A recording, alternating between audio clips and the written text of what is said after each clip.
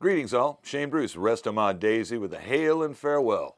Today we're taking a look at a current production, well, not really current production, but the current issue of a Red Ryder carbine. This is a model 1938B, rolled in a shop a while back from a previous customer we had done work for who wanted this gun jazzed up internally.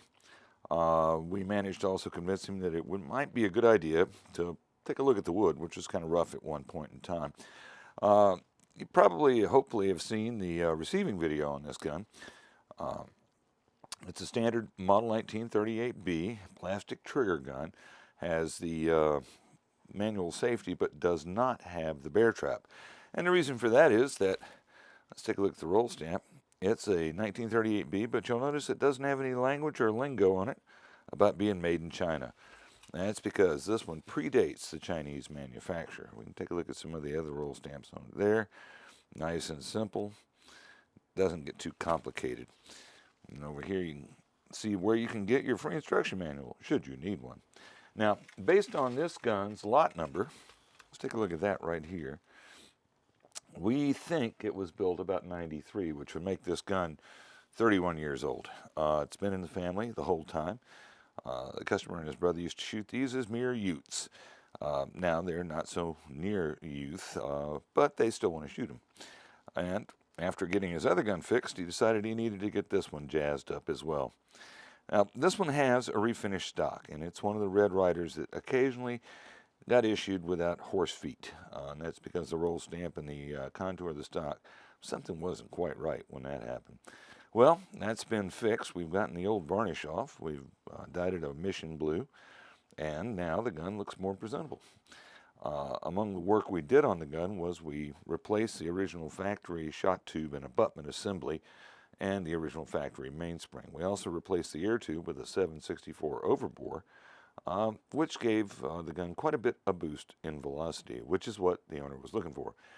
This gun is kind of unusual in that, along with the gun, he sent me 3 triggers. The one in the gun is the one of the 3 that works the best. This one had a problem with releasing the sear with the safety off or the safety on. It wouldn't do it either way, so that was a non-functioning trigger.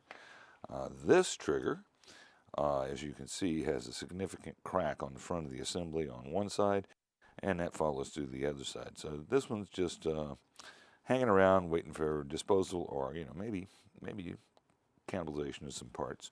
Those rear springs can be used for other projects should you need to do so.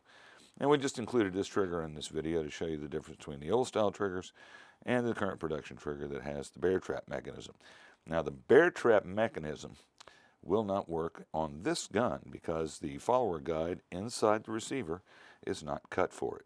So that was an alteration that Daisy made to the safeties that went on first in 1978. Sometime in the late 90s, they jazzed it up, early 2000s, they jazzed it up with a bear trap.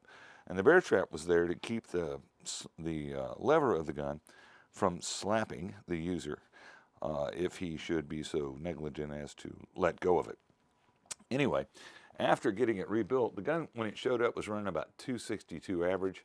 After doing the internal mod, she's really quite a striking piece. It runs hot. Let's take a look at the data sheet real quick. You guys can freeze frame this should you want to.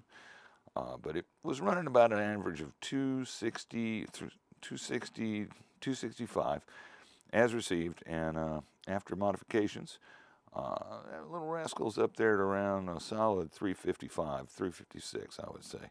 A super thumper, no doubt about it. Well, we're done with it.